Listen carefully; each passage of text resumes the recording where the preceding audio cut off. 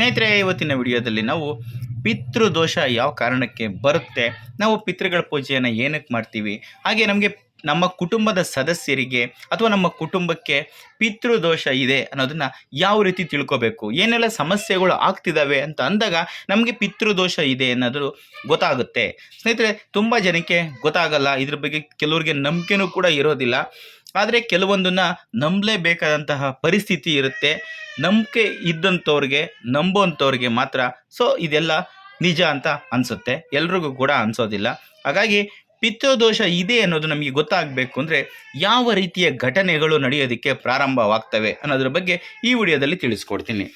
ಸ್ನೇಹಿತರೆ, ಪಿತೃಗಳ ಅಸಮಾಧಾನದಿಂದ ಅಥವಾ ಪಿತೃಗಳ ಆತ್ಮವು ಮೋಕ್ಷವನ್ನು ಪಡೆಯದೇ ಇದ್ದಾಗ ಅದು ಕುಟುಂಬದ ಸದಸ್ಯರ ಮೇಲೆ ನಕಾರಾತ್ಮಕ ಪರಿಣಾಮವನ್ನು ಉಂಟು ಮಾಡುತ್ತೆ. ಇದರಿಂದ ಕುಟುಂಬದ ಸದಸ್ಯರು ಪಿತೃದೋಷಕ್ಕೆ ಗುರಿಯಾಗಬೇಕಾಗುತ್ತದೆ. ಮನೆಯಲ್ಲಿ ಪಿತೃದೋಷ ಇದೆ ಅನ್ನೋದನ್ನು ನಾವು ಯಾವ ರೀತಿ ತಿಳಿದುಕೋಬೇಕು, ಅದಕ್ಕೆ ಸೂಕ್ತ ಪರಿಹಾರಗಳು ಏನು ಅನ್ನೋದನ್ನು ನೋಡ್ತಾ ಹೋಗೋಣ. ಅದಕ್ಕಿಂತ ಮೊದಲು ನೀವೇನಾದರೂ ನಮ್ಮ ಚಾನಲ್ಗೆ ಹೊಸಬರಾಗಿದ್ದರೆ ದಯವಿಟ್ಟು ಈ ಕೂಡಲೇ ಸಬ್ಸ್ಕ್ರೈಬ್ ಮಾಡ್ಕೊಳ್ಳಿ. ಹಾಗೆ ಈ ವಿಡಿಯೋನ ಎಲ್ಲೂ ಸ್ಕಿಪ್ ಮಾಡದೆ ಕೊನೆಯವರೆಗೂ ನೋಡಿ. ಸ್ನೇಹಿತರೆ, ಶಾಸ್ತ್ರದ ಪ್ರಕಾರ ನಾವು ಕಾಲಕಾಲಕ್ಕೆ ನಮ್ಮ ಪಿತೃಗಳಿಗೆ ಶ್ರಾದ್ದ, ತರ್ಪಣ ಅಥವಾ ಪಿಂಡದಾನ ಕಾರ್ಯವನ್ನು ಮಾಡದೇ ಇದ್ದಾಗ ಪಿತೃದೋಷಕ್ಕೆ ಗುರಿಯಾಗ್ತೀವಿ. ಪಿತೃಗಳಿಗೆ ನಾವು ಮಾಡುವ ಅವಮಾನವೂ ಕೂಡ ಪಿತೃದೋಷಕ್ಕೆ ಕಾರಣವಾಗುತ್ತೆ.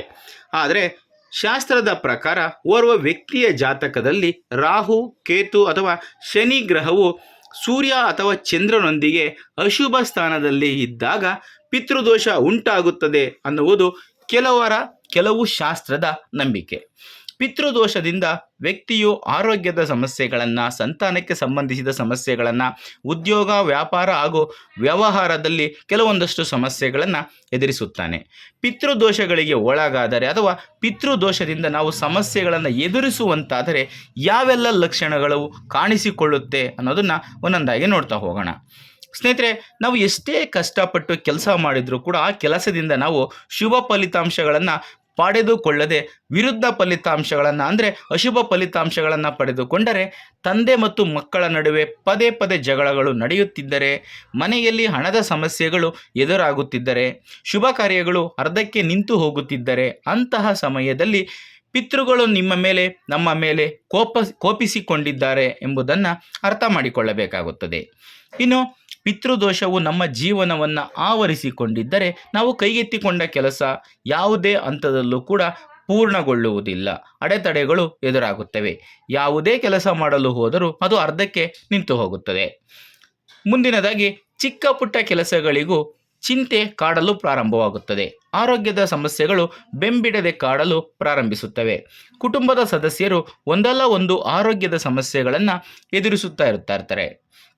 ಮತ್ತು ಕೆಲವೊಮ್ಮೆ ನಾವು ಸಾಕಷ್ಟು ಹಣವನ್ನು ಸಂಪಾದನೆ ಮಾಡ್ತೀವಿ, ಉದ್ಯೋಗದಲ್ಲಾಗಿರ್ಬೋದು ಅಥವಾ ವ್ಯವಹಾರದಲ್ಲಾಗಿರ್ಬೋದು, ಲಾಭವನ್ನು ಸಂಪಾದನೆ ಮಾಡ್ಕೋತಾ ಇರ್ತೀವಿ, ಲಾಭವನ್ನು ಪಡ್ಕೋತಾ ಇರ್ತೀವಿ. ಆದರೆ ನಾವು ಗಳಿಸಿದ ಹಣವನ್ನು ನಮ್ಮ ಬಳಿ ಉಳಿತಾಯ ಮಾಡೋದಕ್ಕೆ ಸಾಧ್ಯವಾಗೋದಿಲ್ಲ. ಅದು ಒಂದಲ್ಲ ಒಂದು ರೀತಿಯಲ್ಲಿ ಖರ್ಚಾಗ್ತಾನೆ ಇರುತ್ತೆ. ಮತ್ತು ಮಗ ಅಥವಾ ಮಗಳು ವಿದ್ಯಾವಂತರಾಗಿದ್ದರೂ ಮತ್ತು ಸ್ವಾವಲಂಬಿಗಳಾಗಿದ್ದರೂ ಸಹ ಅವರ ಮದುವೆಯಲ್ಲಿ ವಿಳಂಬ ಅಥವಾ ಅಡೆತಡೆಗಳು ಇರುತ್ತವೆ. ಮದುವೆಯಲ್ಲಿ ವಿಳಂಬವಾಗುವುದು ಮಾತ್ರವಲ್ಲ, ವಿವಾಹದಲ್ಲಿ ಅನೇಕ ರೀತಿಯಾದ ಅಡೆತಡೆಗಳು ಬಂದು ಹೋಗಲು ಪ್ರಾರಂಭವಾಗುತ್ತವೆ. ಅದು ನಿಮ್ಮ ಮದುವೆ ವಿಚಾರದಲ್ಲಿ ಎಷ್ಟು ಗಾಢವಾದ ಪರಿಣಾಮ ಬೀರುತ್ತದೆ ಎಂದರೆ, ಮದುವೆ ಮಂಟಪದ ತನಕ ಹೋಗಿದ್ದಂತಹ ಮದುವೆ ನಿಂತು ಹೋಗುವ ಉದಾಹರಣೆಗಳು ಕೂಡ ಇದ್ದಾವೆ. ಪಿತೃದೋಷಕ್ಕೆ ಒಳಗಾದ ವ್ಯಕ್ತಿಯ ಮನಸ್ಸಿನಲ್ಲಿ ಯಾವಾಗಲೂ ಒಂದಲ್ಲ ಒಂದು ರೀತಿಯ ಅಜ್ಞಾತ ಭಯ ಇರುತ್ತದೆ. ಇದರಿಂದಾಗಿ ಅವನು ಅತೀವವಾದ ಚಿಂತೆಗೆ ಒಳಗಾಗುತ್ತಾನೆ. ಯಾವುದೇ ಕೆಲಸವನ್ನು ಮಾಡಲು ಕೂಡ ಅವನಿಗೆ ಮನಸ್ಸಾಗುವುದಿಲ್ಲ.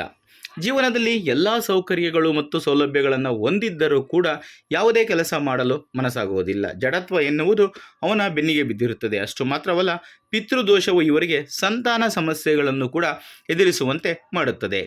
ಇನ್ನು ಪಿತೃಪಕ್ಷದಲ್ಲಿ ಪೂರ್ವಜರನ್ನು ಮೆಚ್ಚಿಸುವ ಮೂಲಕ ಮತ್ತು ಅವರ ಆಶೀರ್ವಾದದಿಂದ ಅಡೆತಡೆಗಳನ್ನು ತೆಗೆದುಹಾಕಲಾಗುತ್ತದೆ. ವ್ಯಕ್ತಿಯು ಮಕ್ಕಳ ಸಂತೋಷವನ್ನು ಪಡೆಯುತ್ತಾನೆ. ಶಾಸ್ತ್ರದ ಪ್ರಕಾರ ಪಿತೃದೋಷದಿಂದಾಗಿ ಜನರು ಹೆಚ್ಚಾಗಿ ಮಕ್ಕಳ ಸಂತೋಷದಿಂದ ವಂಚಿತರಾಗುತ್ತಾರೆ. ಮಕ್ಕಳ ಸಂತೋಷದಲ್ಲಿ ಅಡಚಣೆಯ ಚಿಹ್ನೆಯು ಗ್ರಹಗಳು ಮತ್ತು ನಕ್ಷತ್ರಗಳ ಮೂಲಕ ಜಾತಕದಲ್ಲಿ ಸ್ಪಷ್ಟವಾಗಿ ಕಂಡುಬರುತ್ತದೆ. ಕೆಲವು ವಿಶೇಷ ಗ್ರಹಗಳ ಸ್ಥಾನವು ಪಿತೃದೋಷದ ಕಾರಣವನ್ನು ತೋರಿಸುತ್ತದೆ. ಮಕ್ಕಳ ಸಂತೋಷದಲ್ಲಿ ಅಡಚಣೆ ಮಾತ್ರವಲ್ಲದೆ ಪಿತೃದೋಷವು ವ್ಯಕ್ತಿಯನ್ನು ಅನೇಕ ರೀತಿಯ ಸಂತೋಷದಿಂದ ವಂಚಿತಗೊಳಿಸುತ್ತದೆ. ಪಿತೃದೋಷವನ್ನು ಹೊಂದಿರುವ ವ್ಯಕ್ತಿಯು ಅಶುಭ ಗ್ರಹಗಳ ಸ್ಥಿತಿಯಲ್ಲಿ ಸಾವಿನಂತಹ ನೋವನ್ನು ಅನುಭವಿಸಬೇಕಾಗುತ್ತದೆ ಮತ್ತು ಶುಭ ಗ್ರಹಗಳ ಸ್ಥಿತಿಯಲ್ಲಿ ಪೂರ್ಣ ಶುಭ ಫಲಿತಾಂಶಗಳನ್ನು ಪಡೆಯಲು ಸಾಧ್ಯವಾಗುವುದಿಲ್ಲ. ಕೋಪದಿಂದ ಶಾಪಗ್ರಸ್ತರಾದ ಕುಟುಂಬದ ಸದಸ್ಯರು ದುರದೃಷ್ಟವಾಗಿ ಬದಲಾಗುವಂತೆ ಮಾಡುತ್ತದೆ. ಅವರು ಯಾವುದೇ ಕಾರಣವಿಲ್ಲದೆ ರೋಗ, ದುಃಖ ಮತ್ತು ಬಡತನವನ್ನು ಎದುರಿಸಬೇಕಾಗುತ್ತದೆ. ಪಿತೃದೋಷವು ವ್ಯಕ್ತಿಯ ಯಶಸ್ಸು ಮತ್ತು ಸೌಕರ್ಯವನ್ನು ತಡೆಯುತ್ತದೆ. ಸ್ನೇಹಿತರೆ, ಈ ಪಿತೃದೋಷವನ್ನು ನಿವಾರಿಸಿಕೊಳ್ಳುವಂತಹ ಅತ್ಯುತ್ತಮ ಮಾರ್ಗ ಅಂತ ಹೇಳೋದಾದರೆ ಅದುವೇ ಪಿತೃಪಕ್ಷದಲ್ಲಿ ಪಿತೃಗಳ ಆತ್ಮಕ್ಕೆ ಮೋಕ್ಷವನ್ನು ನೀಡುವುದಕ್ಕಾಗಿ ವಿವಿಧ ಕೆಲಸಗಳನ್ನು ಮಾಡಬೇಕು. ಶ್ರಾದ್ದ, ಪಿಂಡದಾನ ಅಥವಾ ತರ್ಪಣದಂತಹ ಕಾರ್ಯಗಳನ್ನು ಮಾಡುವುದರಿಂದ ಪಿತೃದೋಷ ನಿವಾರಣೆಯಾಗುತ್ತದೆ ಎನ್ನುವ ನಂಬಿಕೆ ಇದೆ. ಸ್ನೇಹಿತರೆ, ಇದಿಷ್ಟು ಇವತ್ತಿನ ವಿಡಿಯೋದಲ್ಲಿನ ಒಂದು ಮಾಹಿತಿಯಾಗಿತ್ತು. ಈ ಮಾಹಿತಿ ನಿಮಗೆ ಇಷ್ಟ ಆದರೆ ಈ ವಿಡಿಯೋಗೆ ಒಂದು ಲೈಕ್ ಕೊಡಿ. ಹಾಗೆ ಇಂಥದ್ದೇ ಮತ್ತಷ್ಟು ಮಾಹಿತಿಗಳಿಗಾಗಿ ನಮ್ಮ ಚಾನಲನ್ನು ಸಬ್ಸ್ಕ್ರೈಬ್ ಮಾಡಿಕೊಂಡು ನೋಡ್ತಾ ಇರಿ. ಮತ್ತೊಂದು ಹೊಸ ಮಾಹಿತಿಯೊಂದಿಗೆ ಮುಂದಿನ ವಿಡಿಯೋದಲ್ಲಿ ಸಿಗ್ತೀನಿ. ಅಲ್ಲಿಯವರೆಗೂ ಕೂಡ ಎಲ್ಲರೂ ತಪ್ಪದೆ ಈ ವಿಡಿಯೋನ ನೋಡ್ತಾ ಇರಿ. ಎಲ್ರಿಗೂ ಕೂಡ ಒಳ್ಳೆಯದಾಗಲಿ. ಧನ್ಯವಾದಗಳು.